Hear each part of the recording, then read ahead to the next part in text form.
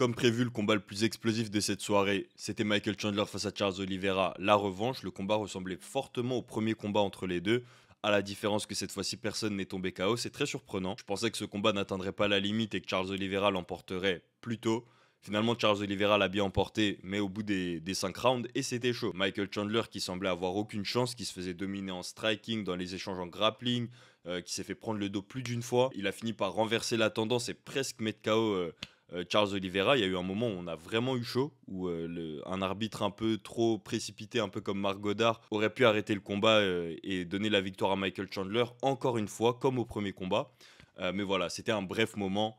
Charles Oliveira a évidemment dominé la grande majorité de ce combat. Il y avait une sérénité du côté de Charles Oliveira pendant tout le combat, jusqu'à ce moment-là précis où Michael Chandler a un peu pris l'avantage. Et ça, j'en avais parlé dans ma précédente vidéo sur le sujet, où j'expliquais que Charles Oliveira, c'est toujours le même Charles Oliveira d'antan. Il a toujours ce truc où il y a quelque chose qui se passe dans son cerveau où il fait qu'il abandonne le combat, ou plutôt il laisse les combats lui glisser entre les doigts. Dès que le combat n'allait plus en sa faveur, il y a eu ce petit moment où en fait il laisse le combat lui glisser entre les doigts, il se décompose littéralement. C'est pas allé jusqu'au KO parce que Michael Chandler a pas réussi à terminer le combat, sans parler des coups derrière la tête. Il a enchaîné des coups derrière la tête. L'arbitre pouvait pas être plus près de l'action, il était littéralement à 2 centimètres de ce qui se passait, il voyait pas qu'il y avait des coups derrière la tête. C'était assez incompréhensible, mais voilà, en tout cas l'arbitre il semblait plus prêt à stopper le combat en faveur de Michael Chandler que de lui dire que c'était des coups derrière la tête. Mais voilà, c'était de ce genre de moment là dont je parlais dans la précédente vidéo, où j'expliquais que Charles Oliveira est légèrement au-dessus de Michael Chandler en termes de technique, mais comme mentalement il n'est pas aussi résilient qu'on aimerait qu'il le soit,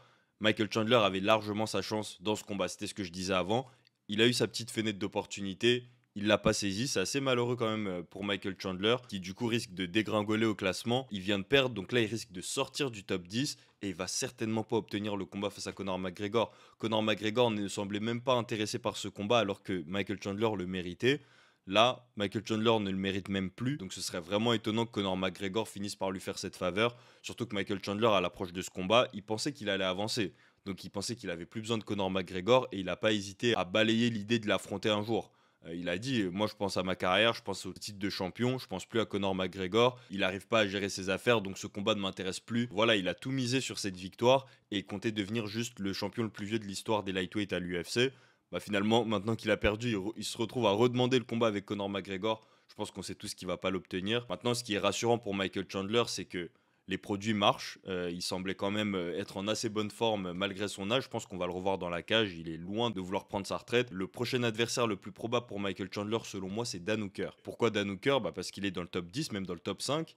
Et c'est la première victoire de Michael Chandler à l'UFC. Il l'avait mis KO assez rapidement, donc finalement c'est une revanche qui fait sens. On aimerait bien voir ce que ça donnerait sans ce lucky punch entre guillemets. Et surtout c'était il y a quelques années, Dan Hooker a évolué depuis. Ça peut être un combat intéressant entre quelqu'un qui fait son deuxième run vers le titre, donc Dan Hooker, qu'on peut qualifier comme un combattant qui est en pleine ascension, face à un combattant qui est sur la pente descendante, Michael Chandler. Bref, un schéma classique, un beau combat entre deux strikers très explosif et très spectaculaire. Je pense que ce serait bien que ce soit le prochain combat pour Michael Chandler et potentiellement le dernier, qui sait. Du côté de Charles Oliveira, c'est un peu plus flou.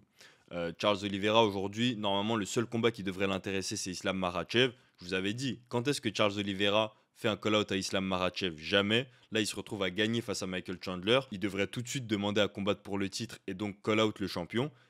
Personne n'a entendu le nom Islam Makhachev sortir de la bouche de Charles Oliveira. Pourtant, s'il y avait bien un moment pour le call-out, c'était là. Donc moi, je vous le répète, Charles Oliveira est traumatisé de ce qui s'est passé face à Islam Makhachev. S'il peut l'esquiver encore jusqu'à la fin de sa carrière, il va le faire. Je rappelle que Charles Oliveira parlait d'affronter Justin Gaethje en lightweight après que Islam Makhachev soit monté en welterweight. Il envisageait déjà que la montée en welterweight d'Islam Makhachev, c'était ça qui allait lui permettre de recombattre pour le titre un jour face à Justin Gaethje. Donc ça, c'est ce qu'il disait à l'époque où c'était Justin Gaethje qui était le numéro 2, je crois, de la division. En tout cas, c'était lui qui était censé être le prochain à combattre pour le titre. Aujourd'hui, c'est plus Justin Gaethje, mais ça change rien pour Charles Oliveira. Tout ce qu'il attend, c'est qu'Islam Makhachev ne soit plus champion ou bien qu'il monte de catégorie pour pouvoir retenter sa chance pour la ceinture des lightweight. Je ne pense pas qu'on va avoir ce combat entre Charles Oliveira et Islam Makhachev. Encore une fois, ça dépend de la volonté de l'UFC et d'à quel point est-ce qu'ils sont prêts à payer Charles Oliveira pour le forcer à affronter Islam Makhachev. Mais il est clair que c'est un combat qu'il ne veut pas. Rendez-vous compte que le gars est troisième, il vient de combattre et il n'a pas call-out le champion. Je pense que ce qu'il attend, c'est que Arman Tsarukyan batte Islam Makhachev, Clairement, Arman Tsarukyan, c'est un combat qui est à sa portée. Charles Oliveira, il a failli battre Arman Tsarukyan lors de leur combat. Arman Tsarukyan et Islam Makhachev devraient s'affronter début 2025. Le gagnant de ce combat devrait logiquement se retrouver face à Charles Oliveira. Mais par exemple, je serais pas étonné que si Islam Makhachev bat Arman Tsarukyan une nouvelle fois, qui reste champion, Charles Oliveira finisse par affronter Conor McGregor par exemple. Je vous avais parlé de la défense de Michael Chandler en grappling. Beaucoup voyaient une soumission de Charles Oliveira dans ce combat. Michael Chandler a été mis en difficulté plusieurs fois. Il y a eu 2 tentatives de soumission vraiment décisives entre guillemets de la part de Charles Oliveira. Il n'y en a aucune qui a abouti. Il a pu prendre son dos, il a pu rester longtemps dans le dos de Michael Chandler, mais jamais il a réussi à le soumettre. Même Charles Oliveira n'a pas réussi à soumettre Michael Chandler.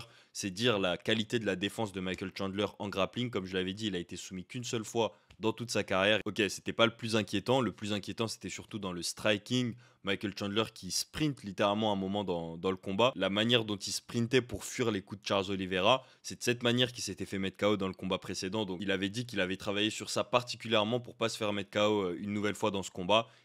On peut dire qu'il a réussi, il s'est pas fait mettre KO, maintenant il s'est pas mal fait toucher. Il y a une vraie différence de niveau qui s'est trop illustrée dans ce combat entre les skills de Charles Oliveira et les skills de Michael Chandler. Maintenant, je pense que Michael Chandler a tout de même sa place dans le top 15. D'ailleurs, un combat intéressant pour Michael Chandler, ce serait Benoît Saint-Denis. Évidemment, je dis ça en tant que Français parce qu'on souhaite tous revoir Benoît Saint-Denis aller de l'avant. Et franchement, Michael Chandler, ce serait un bon client dans le sens où Benoît Saint-Denis aurait l'avantage en grappling face à Michael Chandler. Et au niveau du striking, ils seraient tous deux aussi dangereux. Évidemment, on ne sait jamais ce qui peut se passer ni dans les combats de Michael Chandler ni dans les combats de BSD. Tous les deux sont des combattants assez chaotiques. Mais voilà, de 1, ce serait un combat vraiment intéressant pour les fans à voir. De 2, ce serait un combat qui fait sens parce qu'on a là 2 combattants qui sont sur une pente descendante. Michael Chandler est à 4 défaites sur ses 5 derniers combats et BSD est à 2 défaites d'affilée. Ce serait une belle opposition entre un jeune et un vétéran, puisque oui, Michael Chandler a 10 ans de plus que BSD, et là on pourrait imaginer que le perdant sort du top 15. Mais voilà, on n'y est pas encore. Ce serait un potentiel combat assez intéressant pour Michael Chandler, mais du côté de Charles Oliveira, je pense que majoritairement les gens veulent le revoir face à Islam Makhachev. Je me pose même la question, puisque j'ai pas l'impression que c'est un combat que les fans réclament très souvent. C'est presque comme si on savait tous qu'Islam Makhachev battrait encore une fois Charles Oliveira à cause de la manière décisive avec laquelle il l'avait battu la première fois. Bref, dites-moi en commentaire si c'est un combat que vous attendez ou si vous préférez le voir face à Dan Hooker ou Conor McGregor. En réalité, il y a des options quand même pour Charles Oliveira. Il y a Max Holloway également qui est arrivé dans cette division maintenant. Donc il y a des options pour Charles Oliveira, pour Michael Chandler aussi. D'ailleurs, oui, c'est quelque chose que j'ai pas mentionné pour Michael Chandler, mais il a call out Max Holloway. Donc ça peut être un combat intéressant ça aussi. Maintenant, je suis pas sûr que Max Holloway ait juste envie de défendre son titre BMF en lightweight. Je pense qu'il a des ambitions de titre et que donc il aimerait affronter des combattants mieux classés que Michael Chandler. Maintenant, ce serait quand même un excellent combat pour rebondir de sa défaite face à Ilia Topuria. N'hésitez pas à me dire ce que vous en pensez en commentaire. Pensez à liker la vidéo si c'est pas déjà fait. Abonnez-vous à Karate Bushido Actu pour plus d'actu sur le MMA. Nous on se retrouve dans la prochaine vidéo. Peace.